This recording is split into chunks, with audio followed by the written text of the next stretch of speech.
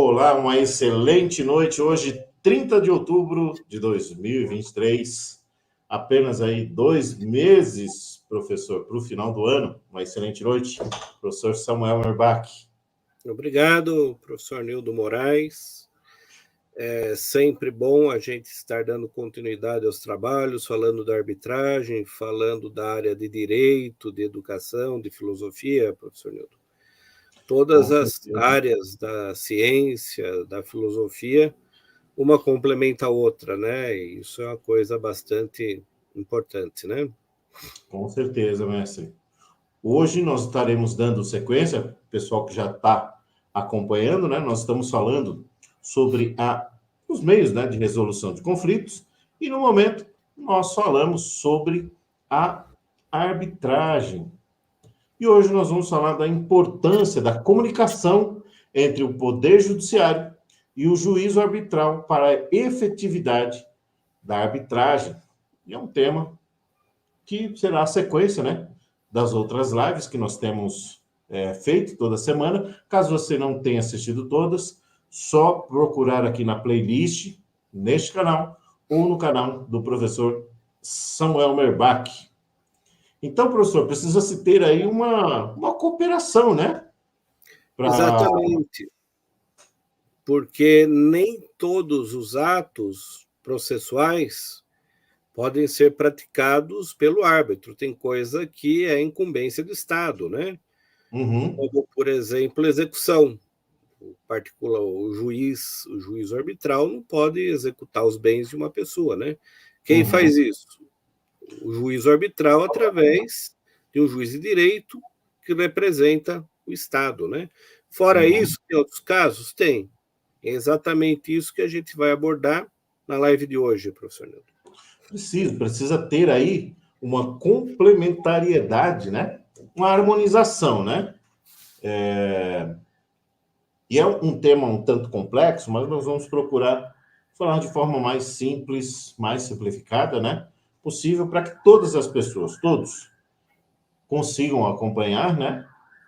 E é indispensável estar claramente definida a forma da comunicação e a ser observada, né? E é impossível, contudo, tirar a instrumentalidade da comunicação sem fazer um estudo paralelo, professor, acerca da relevância, né, da colaboração entre juízes e árbitros, né? Principalmente, como o senhor mencionou aí, em um caso de sentença, né, que é o monopólio, né, do Estado, né? E mais ainda, né, sem antes examinar como essa relação foi estabelecida, né, e vem se desenvolvendo aqui no nosso país, né? Então, com o advento aí da lei da arbitragem, o Poder Legislativo estendeu a função jurisdicional detida, né, exclusivamente pelo Estado, pelo Poder Judiciário, né? Os árbitros, foi estendido, né, para os árbitros o exercício da jurisdição privada, mas quando assim legalmente permitido e pelas partes, né, acordados, né, com uma cláusula compromissória da arbitragem, né? E alguns anos antes da promulgação da lei da arbitragem, mestre, o assunto ele já era discutido internacionalmente, certo?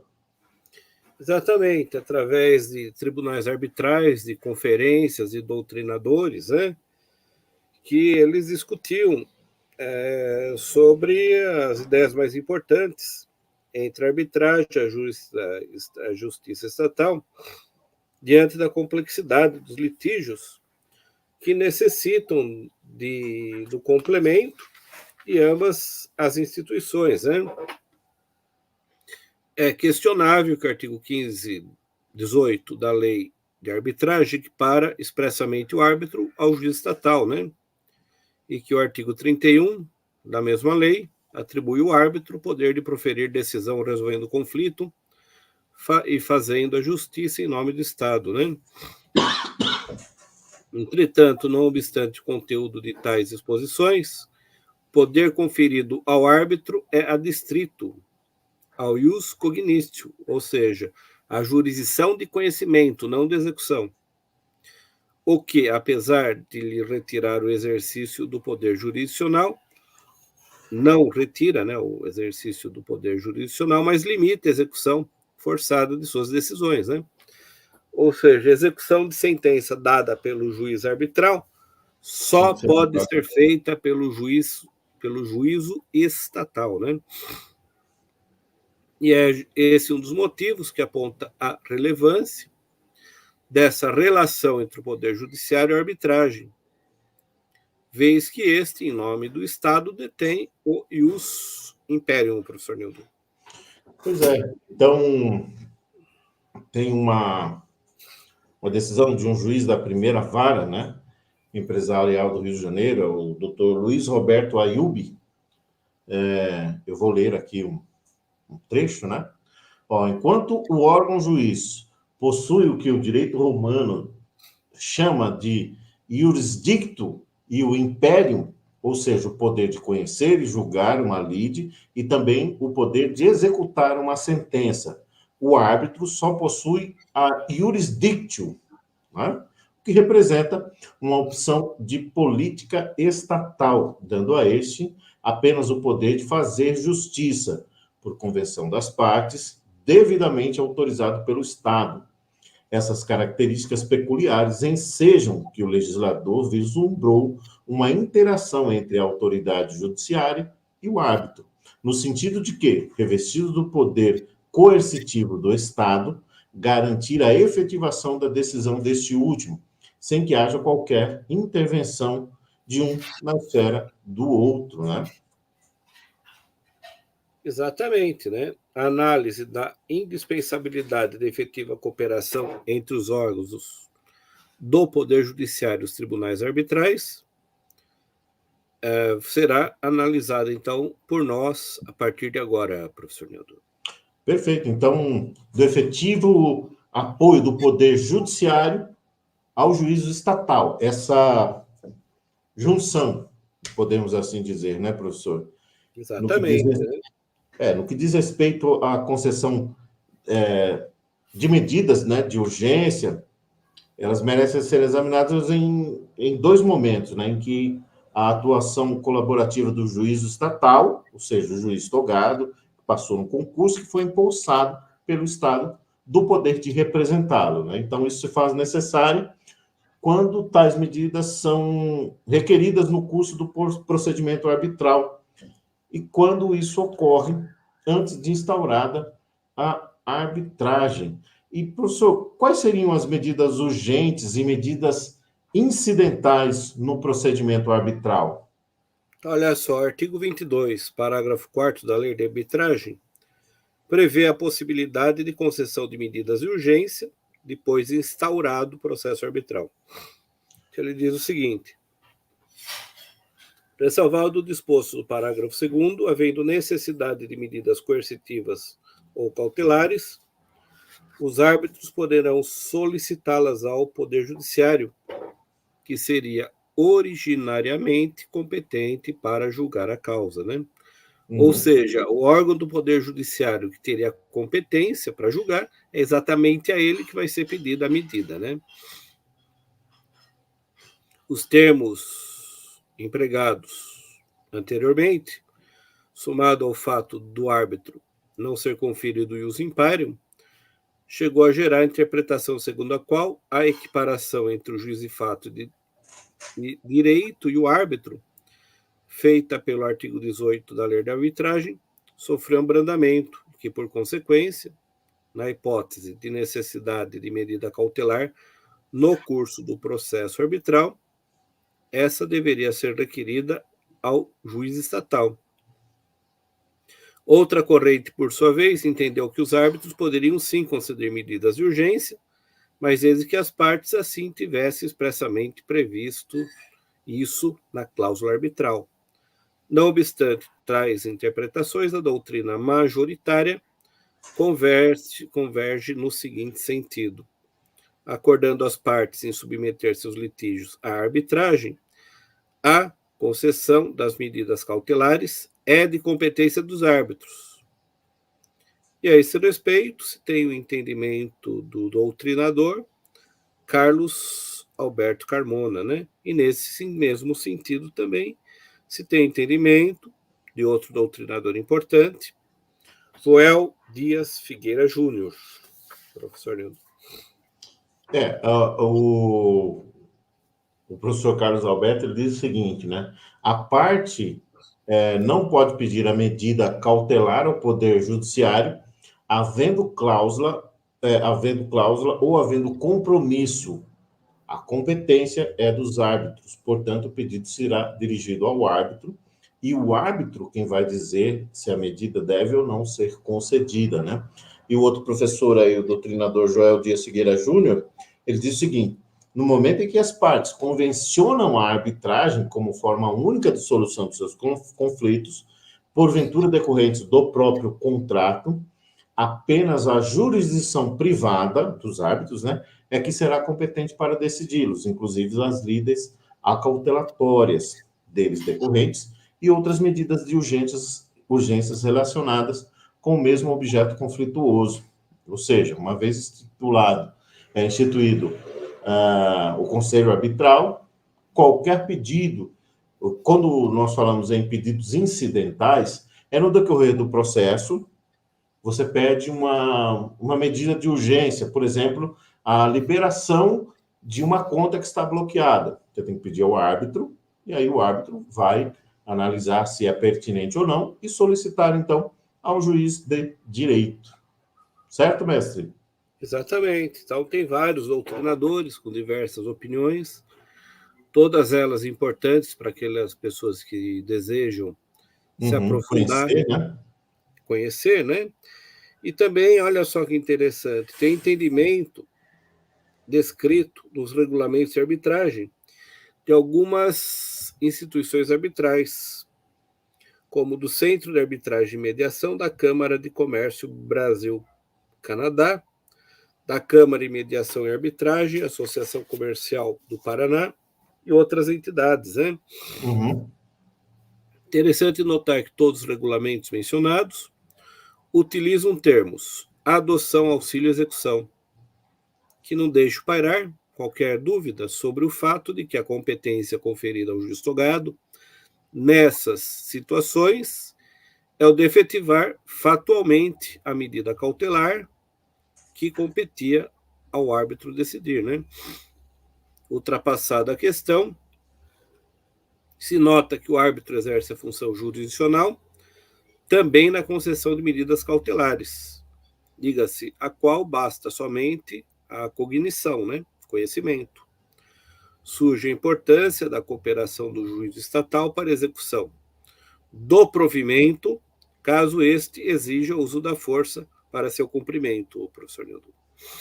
Então, aí, a atuação do Poder Judiciário, ela funcionará em hipóteses como essas, como um longa-manus da instância arbitral. O que isso quer dizer? É verificada a pertinência do pedido, demonstrados os requisitos essenciais, né, do periculo in mora, isso quer dizer, do perigo na demora do atendimento desse pedido de urgência, e do fumus boni iuris, da fumaça do bom direito, os árbitros, então, proferirão aí a decisão sobre a concessão da medida e, caso necessário, o juiz estatal determinará a execução forçada da tal decisão, né? A indispensabilidade da harmonia nessas situações reside justamente na preocupação em tornar a medida concedida pelo árbitro concreta e efetiva pelo juiz togado. Né? O doutrinador aqui, o Pedro Batista Martins, ele diz o seguinte: somente se aperfeiçoa com o concurso da justiça estatal, que aí tem que ter, de fato, essa comunicação, né? E a importância dessa comunicação entre o poder estatal e a arbitragem privada, né? Certo, mestre? Exatamente. Bom, outro tópico importante, professor Nildo, medidas urgentes preparatórias ao procedimento arbitral. Você pode fazer a introdução ao tema? Posso. Então, quando as partes elas acordam, né, na arbitragem, será a forma de solução de conflitos oriundos do contrato celebrado, né? Então, ao árbitro será conferida a competência para conhecer o cognítio e julgar essas disputas, né? Inclusive no que toca a concessão dessas medidas de urgências, né, e cautelares que nós estamos aqui mencionando. A cláusula arbitral, ela contempla esse acordo, né, entre as partes, além de atribuir a função jurisdicional ao árbitro, tem um efeito negativo, que o quê? Que exclui a competência do juiz estatal para conhecer e julgar as questões relativas a esse contrato, que já tem uma cláusula, né? E quando ocorrem, né, essas situações de urgências, e quando elas chegam sem avisar, né, muitas vezes acontece no momento anterior à instauração da arbitragem, e que ainda não foi constituído, né, o tribunal arbitral, compete para julgar o mérito dessas disputas, né, surgidas entre as partes, né, e o artigo 19 da lei de arbitragem dispõe o seguinte: a arbitragem é instituída quando o árbitro, se único ou último árbitro, aceitar a sua nomeação. Até então estará em trânsito. Depois que o último árbitro ou o único aceitar a sua nomeação, está ali instituída, então, o tribunal arbitral, né? Ou seja, até esse momento, não há como a parte interessada submeter seu pedido de urgência ou medida cautelar ao árbitro, né? Uma vez que o tribunal arbitral ainda não foi instaurado. Por outro lado, a parte do seu direito, né, não podem tornar reféns do decurso do tempo necessário para a instauração do procedimento arbitral. Isso sem falar também no risco, né, desse período alongar-se ainda mais um pouco em razão de determinadas circunstâncias, né? Por exemplo, no caso de um dos árbitros se declararem impedidos, ou conhece, ou é próximo, né, ou conhece o caso, né, ele pode declarar-se impedido para assumir as suas funções, o que implicaria aí na indicação de um outro nome e em mais tempo, né? Se o objetivo é a celeridade, então tem que se tomar aí alguns cuidados com relação a isso. Então, por conta desse obstáculo, professor, é admitido extraordinariamente, né?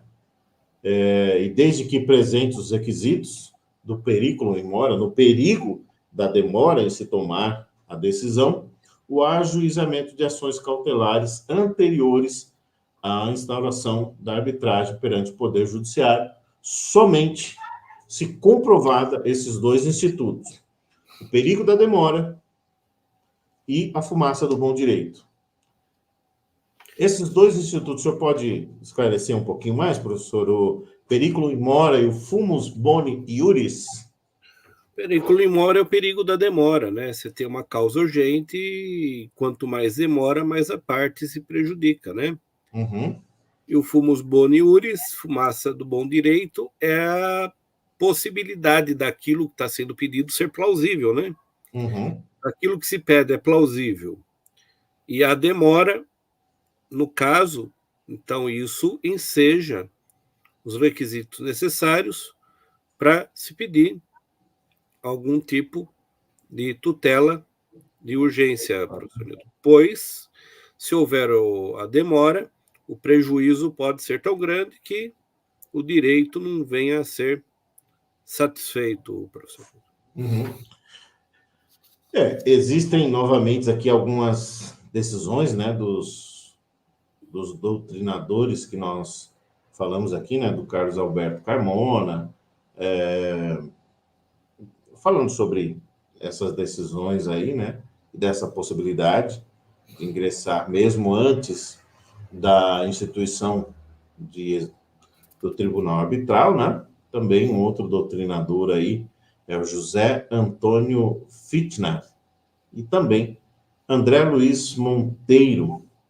Eles dizem o seguinte: a ordem jurídica vigente não permite que qualquer lesão ou ameaça de lesão ao direito individual ou coletivo não disponha de um órgão pronto e apto para impedi-la ou repará-la.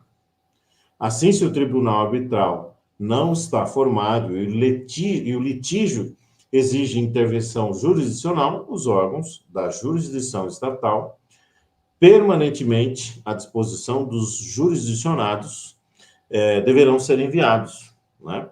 Trata-se, no caso, de uma alternativa provisória a ser utilizada enquanto não constituído o tribunal arbitral, professor. Exatamente, interessante notar nos diversos regulamentos de arbitragem que contemplam a possibilidade de requerer a concessão de medidas urgentes ao Poder Judiciário em tais situações, e algumas delas chegam inclusive a prever expressamente que tal recurso não representa a violação da Convenção de Arbitragem e muito menos renúncia ao juízo arbitral. Nessa esteira se tem a jurisprudência brasileira, em especial alguns trechos transcritos de importantes decisões de tribunais de justiça nos estados do Rio de Janeiro, São Paulo e Minas Gerais, professor. Perfeito. Vamos falar então agora aqui da comunicação prática, né, entre o Poder Judiciário e o juízo arbitral, com o intuito de melhorar e examinar, né, a forma de comunicação entre juízes estatais e os árbitros. E para diferenciar, pessoal, eu já mencionei, mas pode ser que não tenha ficado claro. O juiz estatal é o juiz outorgado pelo Estado como representante do Estado e dos tutelados. Nós somos tutelados pelo Poder Judiciário, certo? Quando existe um litígio entre pessoas físicas, nós, então, chamamos o Estado, uma vez que não conseguimos resolver por nós mesmos esse litígio, chamamos o Estado para decidir, né? Então, por isso que, quando eu falar juiz estatal e árbitros, o árbitro é privado, né? Então, no que diz respeito às medidas de urgências e cautelares, será primariamente abordada a hipótese em que o árbitro concede a medida provisória e precisa recorrer ao Poder Judiciário para executá-la, para então, em seguida, tratar da comunicação quanto à cooperação do Judiciário ocorre mesmo antes de instaurada a arbitragem, né? Que é nesses casos que nós estávamos tratando até o presente momento, certo, mestre? Exatamente, professor Nildo. E diante da falta de regulamentação a respeito e da necessidade de estabelecer um padrão de comunicação, a doutrina construiu entendimentos fundamentados na equiparação entre juiz e árbitro, conforme o artigo 18 da Lei de Arbitragem. Nessa seara, o árbitro pode, então, comunicar com o juiz togado, adotando o procedimento equivalente à comunicação utilizada pelos juízes togados, conforme o entendimento do doutrinador Carlos Alberto Carmona, que diz o seguinte: o árbitro dirigir-se-á ao juiz através de mero ofício, instruído com cópia da Convenção de Arbitragem e do adendo de que trata o artigo 19, parágrafo único da Lei de Arbitragem, se existir. Enquanto não houver regulamentação para os trâmites necessários ao cumprimento da solicitação do concurso do juiz togado, o melhor método será o da distribuição do ofício a um dos juízes cíveis competentes para o ato. Interessante notar dois importantes aspectos destacados pelo doutrinador. Primeiro, o ofício enviado ao juiz deve estar instruído com, além da decisão, a comprovação de que as partes escolheram a arbitragem como forma para resolver os seus conflitos. A cópia da Convenção de Arbitragem servirá ao mesmo tempo como instrumento de comprovação da competência do árbitro para conhecer e julgar o mérito daquela causa, assim como para demonstrar que a atuação do Poder Judiciário naquele momento está reservada à execução forçada da medida de urgência concedida pelo árbitro. No que diz respeito aos documentos que acompanham o mencionado ofício, entendemos ser importante apresentar ainda aqueles que comprovam ter sido o tribunal arbitral regularmente constituído, professor Nildo. Tem um outro doutrinador que nós já mencionamos aqui, né? Que é o José Antônio Fichtner e André Luiz Monteiro. A solicitação de auxílio ao Poder Judiciário será encaminhada pelo árbitro, por mero ofício, instruído com cópia da convenção, além dos atos de instituição do tribunal arbitral e da decisão para que o juízo estatal reconheça a sua investidura e possa determinar o cumprimento forçado da decisão. Não há necessidade de maiores formalidades. Ou seja, convencido, então, o árbitro de que aquela medida deve ser atendida, esses meros ofícios, claro, juntando esses demais documentos, sem muitas formalidades, será, então, executada forçadamente a decisão do árbitro, né? Em segundo lugar, é relevante a orientação segundo a qual, enquanto não houver regras definidas sobre a comunicação entre tais órgãos, o dito ofício deverá ser distribuído a um dos juízos civis originariamente competentes, professor Nilton. Então, sim, é indispensável, né, fazer a menção do recente avanço, né, pelo qual passou o Tribunal do Estado do Rio de Janeiro, né, resultado de esforços, né, de diversos magistrados, juntamente com a comissão de arbitragem da OAB, né, foi editada pelo órgão especial daquele tribunal, uma resolução, a Resolução 20 de 2010, publicada em 1º de julho de 2010, né, que atribui às várias empresariais a competência para apreciar questões relativas à arbitragem e procedimentos correlatos. Então, a medida deve ser elogiada, pois representa um passo largo no sentido de construir parâmetros facilitadores da comunicação entre juízes e árbitros, né? Então, aí a importância e também todo o amparo que é dado pelos órgãos competentes, né, da justiça à arbitragem, né? Assim como outros meios também de resolução de conflitos que iremos ver aí um pouco mais para frente, né? E a comunicação a ser estabelecida no caso de medidas preparatórias concedidas pelo juiz estatal, mestre. Um minuto só, vamos a ela então, né? Olha só, a importância de estabelecer um procedimento de comunicação nesse caso é extremamente sensível, pois somente um contrato fluido é capaz de garantir ininterrupção da prestação jurisdicional que passa do juiz ao árbitro, excluindo o risco de haver um hiato de jurisdição. É preciso lembrar que, nesses casos, a jurisdição é provisoriamente exercida pelo Poder Judiciário, até o momento que o tribunal arbitral for efetivamente instaurado. Em breve síntese, a atuação do juiz togado deve ser equiparada do juiz de plantão. Tão logo sejam os árbitros investidos com poderes jurisdicionais, eles devem assumir sua função e ser informados sobre o que tem eventualmente ocorrido até aquele instante perante o juiz togado, conforme se tem decisão do Tribunal de Justiça do Estado de São Paulo, professor Nilton. Perfeito, olha só, pessoal. Nós citamos aqui sempre, né, embasados em doutrinadores, pessoas que já estão fazendo aí, né, esse trabalho de apresentar, né, subsídios para a arbitragem, né, e da importância da arbitragem, porque, assim, não somente dotada de celeridade, mas de um grande embasamento e de amparo por trás da instituição da arbitragem, né? Então, olha só.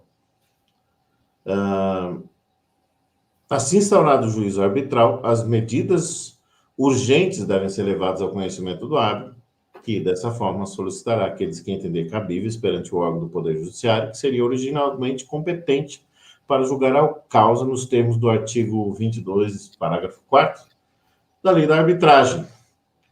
A base, né, existe ali toda uma doutrina né, que é a lei da arbitragem. E por que nós utilizamos o termo originalmente? Porque antes de ser instituída a arbitragem, era um árbitro. Um árbitro, um juiz, né, de direito civil, né, que, como nós mencionamos, não são todos os casos que podem ter uma cláusula arbitral, né? Certo, mestre? Exatamente. O objeto da arbitragem é somente os direitos patrimoniais disponíveis, né? Perfeito. Somente esse tipo de coisa que pode ser levado ao tribunal arbitral, professor Lito. Maravilha. Pessoal, esse foi o tema dessa live.